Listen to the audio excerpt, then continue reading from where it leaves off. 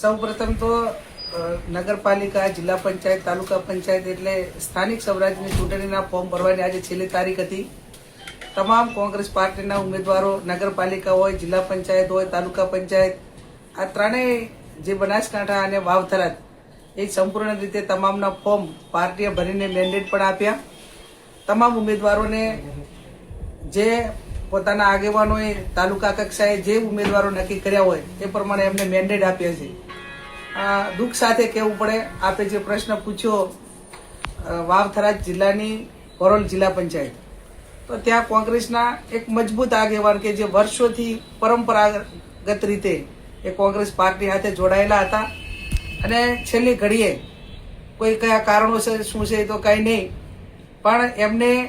Bharatiya Janata પાર્ટીમાંથી form ભર્યું અને કોંગ્રેસના મેન્ડેટનો અનાદર કરીને જે ફોર્મ એક કોંગ્રેસ પાર્ટીનું જે કહેવાય મેન્ડેટ વાળું, એમાં ક્યાંક ને ક્યાંક એમની પોતાની વ્યક્તિગત જે સ્વાર્થ વૃત્તિ હોય કે જે હોય તે, પણ એના કારણે પાર્ટીને કલંક લગાડ્યું છે, આગેવાનોને, કોંગ્રેસ પાર્ટીને અને જે તે સમાજમાંથી આવે છે એ સમાજ માટે પણ હું માનું છું ત્યાં સુધી એક નામોશી ભર્યું પગલું એ પરોલ સીટના ઉમેદવારે કોંગ્રેસ પાર્ટીના એ કર્યું છે. ખેર બીજા ઉમેદવારો હજી આમ આદમી પાર્ટીનો ઉમેદવાર પણ એ સીટ ઉપર છે, અપક્ષ છે,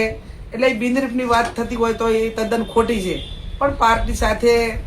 એક વફાદારી ભર્યો સૈનિક જ્યારે એક આવું કામ કરે ત્યારે સ્વાભાવિક છે કે ક્યાંક ને ક્યાંક કોંગ્રેસના જે આગેવાનો હોય, ધારાસભ્યો હોય, જવાબદારો હોય, એને ઠેસ પહોંચતી હોય છે.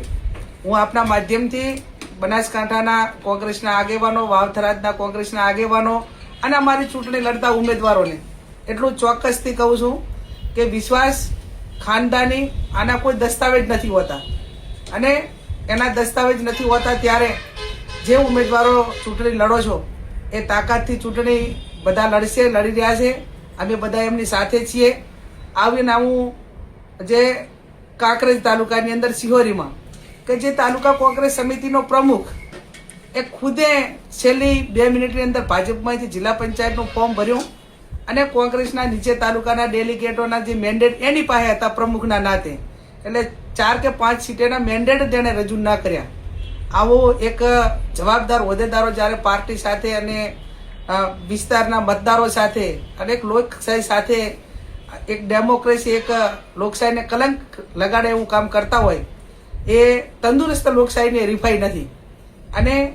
વ્યક્તિગત સ્વાર્થ માટે એમને કદાચ ચૂંટણી ના લડ્યા હોય, બીજાને કીધું હોત તો એ વસ્તુ વ્યાજબી છે કે ભાઈ હું ચૂંટણી કોંગ્રેસમાંથી લડવા માંગતો નથી, એ એમનો વ્યક્તિગત સ્વતંત્ર અધિકાર છે. પણ એક પ્રજા સાથેનો વિશ્વાસઘાત કરી અને એક લોકશાહીને આવનાર સમયને કલંક લગાડવા માટેનું આવા લોકો કામ કરતા હોય તો એની સાથે પ્રજા કોઈ એમના ભેગી નથી અને એનો જવાબ એ આવનાર સમયની અંદર કે જ્યારે જ્યાં આપવાનો થતો હશે ત્યાં કોંગ્રેસ પાર્ટી અમે બધા અને પ્રજા આપશે.